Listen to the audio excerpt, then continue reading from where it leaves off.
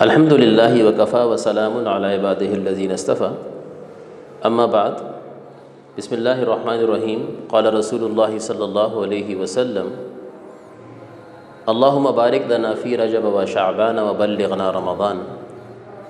مسند احمد کی روایت ہے، نبی کریم صلی اللہ علیہ وسلم رمضان مبارک کے لیے شعبان کے مہینے میں اور رجب کے مہینے میں، ان دونوں مہینے میں کثرت سے اللہ سے دعا فرمایا کرتے تھے کہ اللہ ہمارے رجب اور شعبان کے مہینے میں برکت نازل فرما اور ہم کو رمضان تک پہنچا۔ استقبال رمضان یہ رمضان سے پہلے ایک اہم عنوان ہے اور جس کی بہت ضرورت ہے، کیونکہ رمضان المبارک کا مہینہ یہ اسلامی مہینوں میں سب سے معظم مہینہ ہے، اور رمضان کا عمل یہ شریعت کے اندر اللہ سبحانہ و تعالیٰ نے اس کو فرض رکھا اور یہ ارکان اسلام میں سے ہے۔ ہمیں اس کا اچھے طریقے سے استقبال کرنا چاہیے۔ اب استقبال رمضان کیسے ہو کہ ہم شعبان کے چاند کا بھی خیال رکھیں کہ شعبان کا چاند کب نکلا، کیونکہ شعبان کا چاند جب صحیح طور پہ دیکھا جائے گا تو رمضان کے چاند کے فیصلے کے اندر آسانی ہوگی۔ اسی لیے فرمایا ایک جگہ احسو ہلال شعبان علی رمضان، شعبان کے چاند کا حساب رکھو رمضان کے لیے، کہ شعبان کا چاند صحیح سے دیکھیں گے تو رمضان کے چاند کا فیصلہ صحیح سے ہوگا۔ تو پہلا عمل تو یہ کہ شعبان کا چاند بھی دیکھا جائے، اور فرمائے دونوں چاند کا دیکھنا یہ مسنون عمل ہے۔ اسی کے ساتھ جو ہیں رمضان سے پہلے ہم روزوں کا اہتمام کریں۔ ترمذی شریف میں عائشہ رضی اللہ تعالیٰ عنہ سے مروی ہے کہ ہم نے رمضان کے علاوہ اگر کسی مہینے میں کثرت سے روزے رکھتے ہوئے آپ علیہ السلام کو دیکھا تو وہ شعبان کا مہینہ تھا۔ تو شعبان کے مہینے میں ہم بھی کثرت سے روزے رکھیں تاکہ رمضان کے روزے ہمارے لیے آسان ہو جائیں۔ ہاں، لیکن ایک چیز جس میں احتیاط کی ضرورت ہے، شعبان کے آخری کے جو 2-3 دن ہیں اس کے اندر روزہ رکھنا سنت سے ثابت نہیں ہے۔ رسول پاک علیہ السلام یہ روزے نہیں رکھا کرتے تھے تاکہ رمضان کے روزے کہیں متاثر نہ ہو جائیں، یعنی اتنی کثرت سے بھی روزے نہیں رکھنے کے آخری دن تک رکھیں اور پھر رمضان کے روزے میں بیمار پڑ جائیں۔ تو اس حکمت کے تحت 2-3 دن پہلے نبی علیہ السلام روزوں کو ترک فرما دیا کرتے تھے۔ اور اس کے ساتھ ساتھ رمضان کا مہینہ قرآن کریم کا مہینہ ہے۔ شہر رمضان الذی انزل فیہ القرآن، رمضان کا مہینہ وہ مہینہ ہے جس میں قرآن کریم نازل کیا گیا۔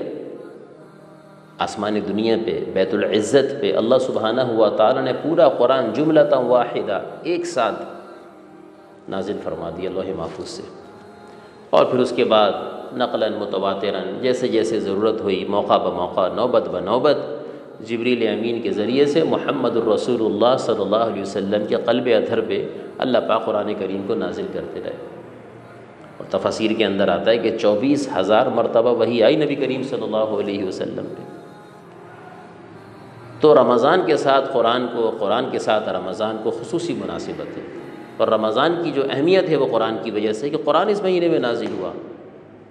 اور یاد رکھیں صرف قرآن کریم ہی نہیں بلکہ تمام آسمانی کتابیں رمضان ہی کے مہینے میں نازل ہوئیں۔ تو ہم رمضان میں کثرت سے تلاوت قرآن کریم کریں، لیکن اس بات کا ضرور خیال رکھا جائے کہ کثرت کے اندر تجوید کا بھی اہتمام کیا جائے۔ ٹھیک ہے، قرآن کریم ہم زیادہ سے زیادہ پڑھیں، اچھی بات ہے، لیکن صحیح سے پڑھیں، اتنی تیز رفتاری سے نہ پڑھیں کثرت یا تلاوت کے معاملے میں کہ قرآن مجہول ہو جائے، قرآن الٹی ہمیں بددعائیں دے، تو ایسا نہ ہو۔ تو قرآن کریم کو سکون کے ساتھ، درمیانی رفتار سے، مخارج کے ساتھ، تجوید کے ساتھ، حسن صوت کے ساتھ، اچھی آواز سے بہترین تلاوت کی جائے تاکہ اللہ اس کو قبول کرے۔ تو قرآن کریم کی تلاوت کا اہتمام بھی کیا جائے، کیونکہ رمضان میں ہم نے قرآن کریم کی تلاوت کرنی ہے، اور اس کے ساتھ ساتھ جو ہیں راتوں کو اٹھنے کا اہتمام ہو، کیونکہ ہمیں سحری میں اٹھنا ہے۔ اب سارا سال اٹھنے والوں کے لیے سحری میں اٹھنا کوئی مشکل نہیں ہے، اور جو سارا سال نہیں اٹھتے ان کے لیے سحری بہت مشکل ہو جاتی ہے۔ اکثر سننے میں آتا ہے جی آج تو بھوکے پیٹ روزہ رکھا، تو اس میں قصور ہمارا تھا، ہم نے عادت ہی نہیں ڈالی شروع سے۔ اور ایک اور کام جو کرنا ہے کہ رمضان مبارک کے اندر رسول پاک علیہ الصلاۃ والسلام کیونکہ کثرت سے صدقات دیا کرتے تھے، ہم رمضان سے پہلے صدقات کی عادت ڈالیں تاکہ رمضان کے اندر انفاق فی سبیل اللہ ہمارے لیے آسان ہو جائے، اللہ کے راستے میں خرچ کرنا ہمارے لیے آسان ہو جائے۔ اور اس کے ساتھ ساتھ نوافل کی بھی عادت ڈالیں، کیونکہ رمضان کے اندر تراویحیں بھی سنت موقدہ ہیں، تو ہم کثرت سے نوافل کی عادت ڈالیں گے تو تراویح میں کھڑا ہونا آسان ہو جائے گا۔ اور ایک مسئلہ سمجھنے کی ضرورت ہے کہ تراویح کے اندر 2 سنتیں ہیں اور دونوں موقدہ ہیں۔ ایک تو پورا مہینہ تراویح کا پڑھنا، اور دوسرے نمبر کے اوپر رمضان کی تراویحوں میں، چاہے پورے مہینے میں چاہے چند ایام کے اندر، قرآن کریم کا ختم کرنا، پڑھنا یا سننا، یہ دونوں چیزیں اپنی جگہ اہمیت رکھتی ہیں۔ یعنی اگر کسی مسلمان نے کسی مسجد میں کسی مصلی پہ چند روزہ تراویحوں میں قرآن کریم اگر مکمل سن بھی لیا تو ایک سنت پوری ہوئی، دوسری سنت باقی ہے، اور وہ کیا ہے؟ پورے رمضان تراویحوں کا پڑھنا۔ اور اس کی اتنی اہمیت ہے کہ تراویح کو مقدم کیا، پہلے تراویح ہے بعد میں روزہ ہے۔ رات کو ہم پہلے تراویح پڑھتے ہیں، روزہ تو ہم صبح کو رکھتے ہیں۔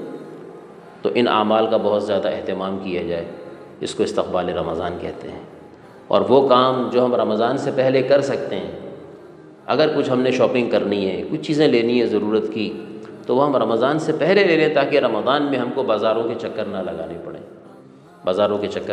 پڑیں۔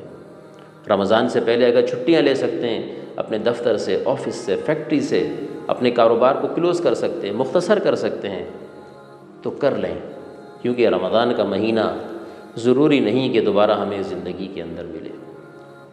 تو محترم دوستوں اور ساتھیوں، ماؤں بہنوں، ہم اپنے رمضان کو قیمتی بنائیں، ہم اپنے رمضان کا اچھے طریقے سے استقبال کریں، اور اللہ سے دعا کریں کہ اللہ ہم کو رمضان عطا فرما دے۔ نبی علیہ السلام کی دعاؤں میں سے ایک دعا ملتی ہے، اللہم سلمنا لرمضان وسلمہ لنا، یا اللہ ہم کو رمضان کے لیے سلامت رکھ اور اس کو ہمارے لیے باقی رکھ، کہ ہم رمضان تک پہنچ جائیں، رمضان میں داخل ہو جائیں، اس کی برکتوں کو حاصل کر لیں، اس کے اعمال کو اختیار کر لیں، کیونکہ حقیقتاً یہ ایک بہت بڑی خوش نصیبی ہے۔ اللہ سبحانہ و تعالی اعمال کے ساتھ، اخلاص کے ساتھ، قبولیت کے ساتھ، دل جمعی کے ساتھ، دل لگی کے ساتھ، ذوق شوق جذبے کے ساتھ ہم کو رمضان المبارک کا مہینہ نصیب فرمائے، اور اچھے طریقے سے اللہ ہمیں اس کے استقبال کی توفیق عطا فرمائے۔